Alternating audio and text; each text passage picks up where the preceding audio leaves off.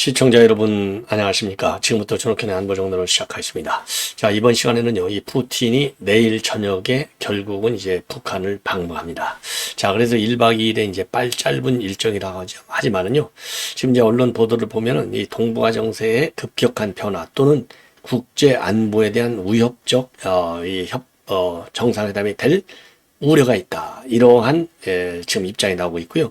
이런 가능성에 대비해서 우리 한국 정부는요, 러시아에 대해서 레드라인을 넘지 말라 경고장을 보냈다라는 내용까지 나오고 있습니다. 자, 그래서 18, 19 이틀간 이루어지는 이 김정은 북한 방문 내용을 여러분께 짤막하게 전해드리도록 하겠고요. 그리고 이제 우리 국민이 지금 7월 23일 날 지금 선거가 있게 되는데 그래서 이제 결국은 이제 한동훈 대 비한과의 대결이 되는데요. 지금 이미 여러분께도 제가 몇 차례 말씀을 드렸지만은 친윤계 입장에서는요, 이 한동훈 대항마를 나경원 쪽으로 지금 많이 생각하고 있는 것 같다. 이런 보도가 지금 오래전부터 나오고 있어요. 그리고 이제 안철수는 더 큰 현안에 집중하기 위해서 이번에 불출마를 선언했습니다. 자, 그러다 보니까요, 지금 이제 비한 중에서는 결국 이제 친윤들이 비한 그룹에 속하는데 그 중에서도 지금 이철규 의원이 지금 총대를 메고 지금 이제 한동훈을 직격하고 있는 입장문을 내놓고 있습니다. 여기에 지금 이 한동훈 측에서는요, 주로 이제 장동 의원이 지금 원내 대변인을 겸하다 보니까 장동혁 그 당시 이제 사무총장까지 했지 않습니까? 대표적으로 반역을 하고 나섰어요.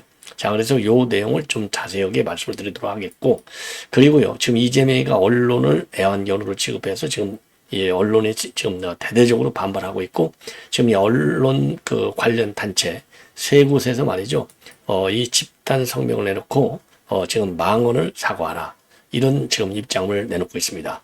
그리고요, 제가 이제 이 조선일보하고 동아일보는요, 이제 오늘 날이 새고 나면 뭐 어떤 내용의 반응이 나올지 모르지만은, 야, 이거 참 큰일 났어요.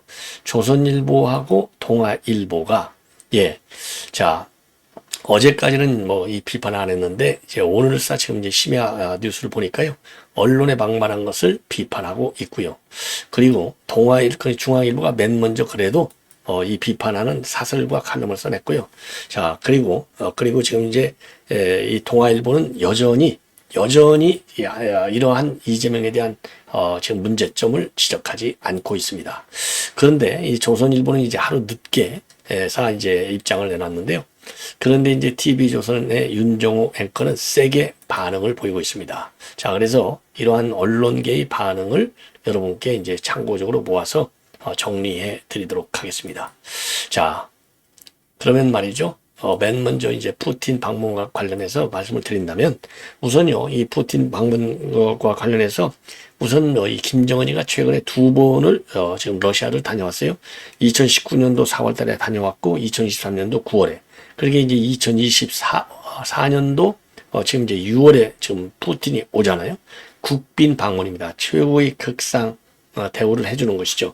그래서 5년 만에 3번씩이나 이 김정은이하고 푸틴이 정상회담을 한다. 여기에 이제 또 이 관심거리가 되고 있고요. 그리고 이제 이 푸틴이 2000년도 7월 달에 김정일을 만나러 북한을 왔어요. 그때서부터 계산하면 24년 만에 이루어진다. 이렇게 이제 되어 있는데, 과연 푸틴이 북한에 가서 푸는 선물 보따리가 뭐냐? 요거에 뭐냐에 따라서 한러 관계는 물론이고요, 세계 안보 지형의 향방도 결정될 수 있다. 이러한 지금 이 전망이 나오고 있어요. 그래서 이제 여기에서 제일 중요한 거, 우리가 이제 레드라인을 넘지 마. 이 얘기는요, 지금 양국 간에는 조소 5호 협조, 상호원조 조약이 있는데, 조소 간에 이제 조약이 있는데, 이 조약에 자동 군사 개입 조항이 들어가 있었어요. 본래는. 그런데 이게 들어가 있었는데, 이 한국과 이 러시아가 수교를 하고 90년도에, 91년도에 이제 소련이 해체되고, 95년도에 조소 조약은 폐기가 됐습니다.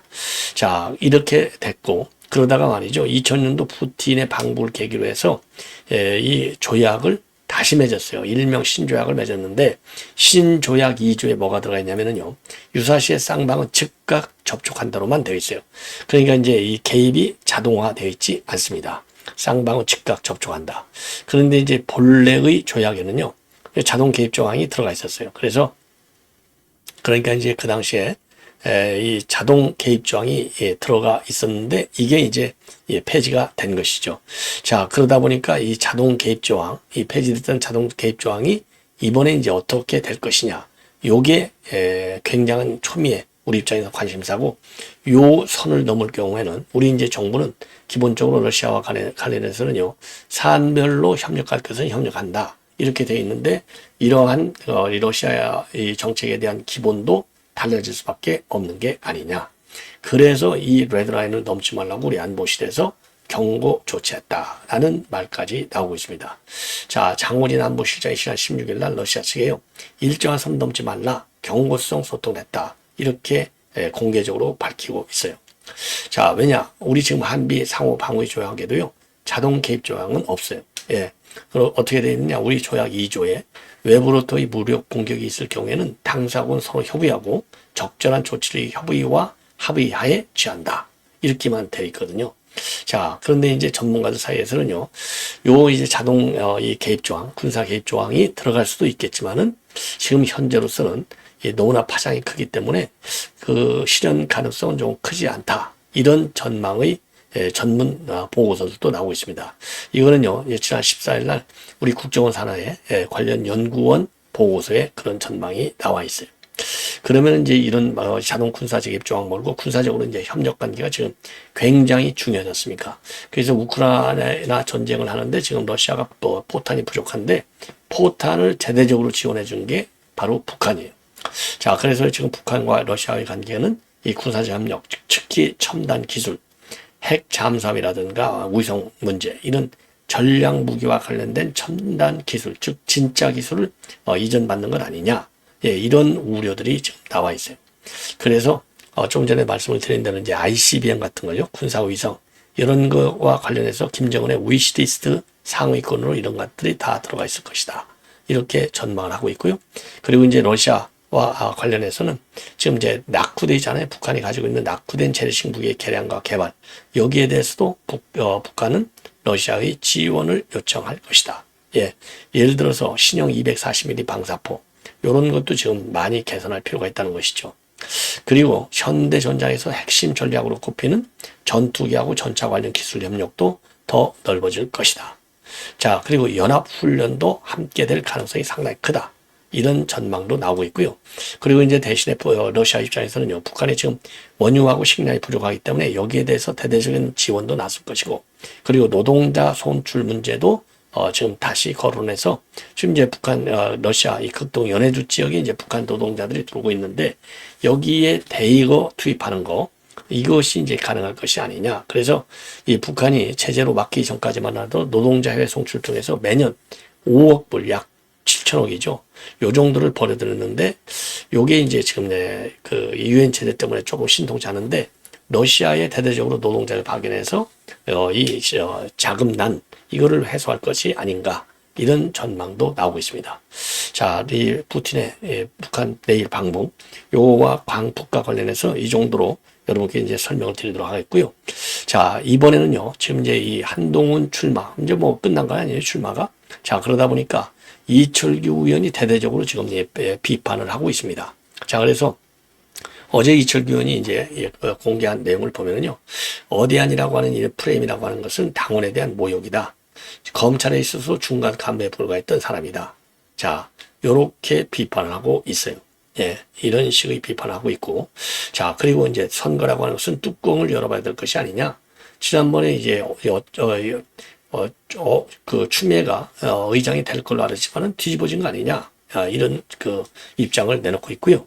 자, 그리고 또 이 친윤들이 지금 그리고 말이죠. 이철규 의원의 경우에는 윤 대통령과 제일 가깝고 제일 수혜를 많이 받은 사람인데 선출된 권력인 대통령의 리더십을 존중하지 못하는 사람이 어떻게 지도자가 될 수 있느냐 까놓고 얘기하고 있습니다. 자, 그리고 말이죠. 그리고 이제 또 총선 책임론도 친윤 쪽에서는 계속 요거를 좀 전면에 내세우고 있어요. 선거 실패에 책임지고 물러난 당대표가 어떻게 이 비대위원장이 당대표에 다시 출마하느냐, 이건 말도 안 된다. 숙려 기간이 필요하다는 이런 의원들도 상당히 많다고 합니다. 예. 자, 그래서 말이죠. 지금 어차피 국회의장 추미애가 안 됐듯이 뚜껑을 열어봐야 된다. 이런 쪽으로 지금 가고 있어요. 자, 그리고 이런 친윤계의 공격을 두고 영남권 이런 전통 지지층은 용산과 각을 세운 한동훈을 여전히 못마땅해 하고 있다. 이런 주장도 나오고 있어요. 그래서 당원을 만나보면 윤 대통령과 갈등을 일으킨 한동훈을 어떻게 뽑아주느냐, 이런 목소리가 상당하다는 겁니다.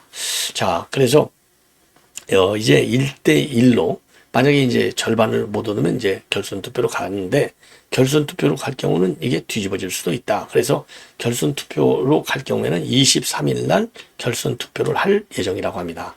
그래서 친윤계의 전략으로는 1차적으로 이제 대항마를 만들어서 싸워보는 것이고요.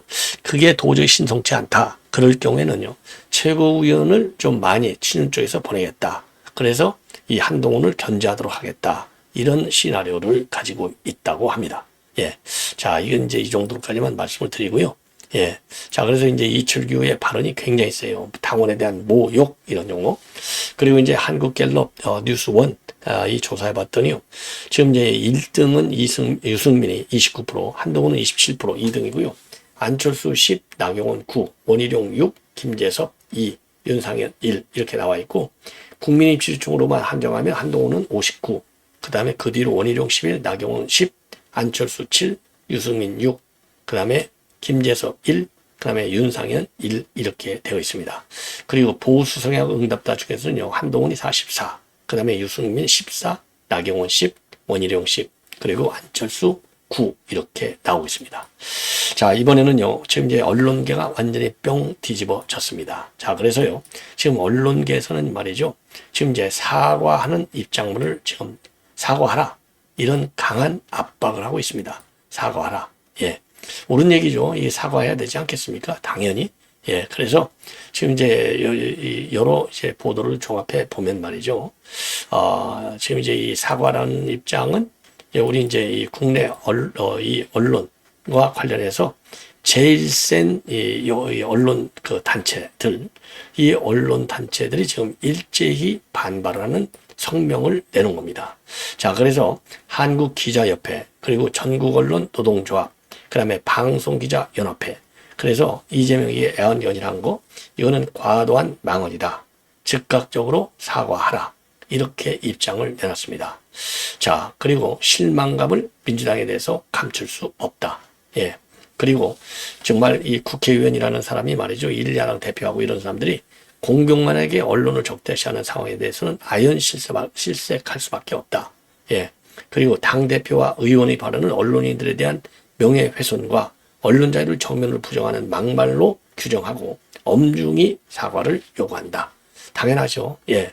좀 더 세게 나왔어야 되지 않나. 이런 생각이 들고요. 그리고 TV조선 밤 9시 메인 뉴스죠. 예, 윤종호 앵커가 제대로 비판을 하고 있습니다. 윤종호 앵커의 비판은 어떻게 여러분들 TV조선 다녀 보시겠지만요. 우선 정치인에게 언론을 보호해달라고 한 적도 없고 할 이유도 없고 할 생각도 없지만 입맛에 안 받는다고 이런 식으로 협박을 하는 게 과연 옳으냐. 예, 이렇게 지금 반박을 하고 있어요. 자, 그러면서 이재명이가 화가 많이 난 모양인데 검사 판사에 대한 불만에 이어서 이제는 쌍방울 대구 사건, 송금 사건을 보도한 언론을 협박하고 있는데 정치인에게 언론을 보호해달라고 한 적도, 그리고 할 이유도 할 생각도 없지만 자신의 입맛에 맞지 않다고 해서 이런 식의 협박을 하는 게 과연 옳은 거냐. 예. 자, 이렇게 비판하고 있습니다. 자, 그러면서 말이죠. 총선 대승 이후에 당을 장악하며 한동안 여유와 자신감을 보여줬던 이재명이가 일주일 전 이화영 판결 이후에 달라졌다는 평가들이 막 나오고 있다. 예. 요렇게 맹공을 가하고 있어요. 자, 이 정도는 이제 말씀을 드리고, 그 다음에 이제 여러분들, 아까 말씀드린 대로 이제 이 언론단체 말씀을 드렸고, 이제 마지막으로 말이죠. 이 조응천 얘기를 좀 하겠습니다. 자, 조응천 의원이 지금 이제 전 의원이 됐죠. 이번에 이제 안 됐지 않습니까? 자, 이 조응천 의원도 이번 이 막말과 관련해서 지금 비판을 하고 있고요. 그 다음에 지금 문제는 뭐냐? 예, 지금 이제 이재명과에 관해서 말이죠. 지금 이제 지금 재판이 4개로 드러났는데도 불구하고 당무 수행하고 현안에 관여하고 이슈로 띄우고 하는 걸 보면은 다른 건 몰라도 이 부분만큼은 존경스럽다. 웬만한 사람 같으면은 혼비 백산일 거다. 그런데 지금까지 3개 재판을 했는데 4개 못하겠나 하는 생각은 충분히 가지고 있을 것 같다. 이렇게 입장을 내놓고요. 그리고 지금 이재명이가 말이죠. 작년 8월 달에 느닷없이 단식 투쟁을 했지 않습니까? 예, 그 당시에. 자, 이와 관련해서 진짜 이재명은 무서운 사람이구나. 그리고 명분은 후쿠시마 오염수였지만 9월에 체포동의안 들어온다는 것을 알아채고 어마어마한 결단을 한 것이었다. 이렇게 평가하고 앞으로 900여일 남은 대선까지 필사적으로 이 둑을 막고 끌고 갈 거다. 첫째 목표는 1심이 선고되지 않도록 하는 것이고 둘째는 확정되지 않도록 하는 것이다. 그래서 이재명의 민주당에서 이제는 이재명의 국회가 됐으니 22대 국회는 이제까지 맛보지 못한 어마어마한 국회가 될 것이다. 이런 우려를 하고 있습니다. 자, 그래서 말이죠. 지금 이재명, 이게, 지금 이제 이 재판과 관련해서 이게 방탄이 지금 안 쳐진 거나 이제 마찬가지잖아요. 예. 왜 그러냐면 이화영 유죄는 이재명 유죄니까. 그러니까 이제 뭐라고 그러죠? 부들부들 떠는 거죠. 부들부들 떨다 보니까 지금 세게 언론을 비판하는 막말을 퍼붓는다. 그래서 조선일보 사설도 말이죠. 자기 목소리 녹취 나와도 법원을 겁박하고 언론에 막말을 하고 있다. 그래서 이러한 점을 지금 비판하고 있어요. 자, 모두 그래서 언론에 막말하고 있는 거, 예, 이 애완경이라고까지 하는 거. 그래서 기자협회 언론노조 사흘간 침묵하다가 이제 떠밀려 가지고 사과하는 성명을 낸 거. 예. 그리고 이제 박원순 시장 때 성희롱 사건 때 여성 단체들이 침묵했던 거하고 이 언론 단체들이 침묵했던 거하고 뭐가 다르냐? 예. 자, 그러면서요. 지금 이제 민주당 강성 지지층들이 재판부 탄핵 서명 운동까지 벌이고 있고 민주당 원내대표는 판사를 선출해야 된다. 그래서 특정인을 처벌하는 수사하는 의심이 들면 판사가 영장을 기각해야 한다는 법, 예, 또 만들어내고 있다. 예, 그리고 탄핵을 추진하고 있고 말이죠. 그리고 수사기관 이 무고죄도 신설하간다. 이 대표 한 사람 때문에 민주국가에서는 있을 수 없는 일이 벌어지고 있다. 이렇게 되어 있는데 이 문제는 뭐냐? 조선일보 사설도 말이죠. 이게 법원 겁박하는 쪽으로 더 오히려 지금 그 사설이 치중돼 있어요. 자, 그래서 이 조선일보마저도 이렇게 하는 거 이러니 지금 조선일보도 결국은 이재명을 지금 뒷배가 되겠다는 거냐, 아니면 이재명하고 내통하는 거냐. 동아일보는 동아일보는 아예 단 한 줄의 사설도 싫지 않아요. 그래서 제가 보기에는요, 조선일보하고 지금 동아일보의 경우에는 이재명한테 넘어간 것이 아닌가, 이런 우려까지 들지 않을 수 없습니다. 자, 내일 말이죠. 내일은 이제 지금 이제 조선일보, 동아일보 사설이 안 나온다는 거 확인했는데, 조선일보와 동아일보가, 조선일보는요, 지금 이제 이 법원, 이 민주당에서 공격하는 거, 여거에 편승해서 한두 마디만 하고 있는 거예요. 이것도 참 치사한 것이 아닌가. 예. 이거 조선일보 완전히 넘어간 것 같아요. 그래서 조선일보도 말이죠. 이거 정말 반성문 쓰도록 우리가 해야 될 것이 아닌가. 이렇게 생각이 듭니다. 자, 시청자 여러분, 이렇게 해서 본 방송은 마치겠습니다. 참고적으로 말이죠. 이 조선일보는요, 이 위증 녹취 파일 문제를 많이 다루고 있어요. 예. 그리고 이제 민주당에서 방탄질을 하는 것을 많이 다루고 있어요. 그래서 언론에 방만한 것은 총 패러그래프가요, 하나, 둘, 셋, 넷, 다섯 개 패러그래프 중에 하나밖에 다루지 않아요. 이거 조선일보 완전히요, 이재명이가 조선일보를 접수했거나 아니면 조선일보가 이재명한테 넘어갔거나 굴종 신문사가 됐거나 둘 중에 하나가 아닌가. 그리고 동아일보는 말할 필요도 없다. 단 한 줄의 칼럼도 사설도 없습니다. 굉장히 비극적인 현실이 아니냐. 예, 이렇게 생각이 듭니다. 시청자 여러분, 이것으로 본 방송을 마치겠습니다. 편안히 주무십시오.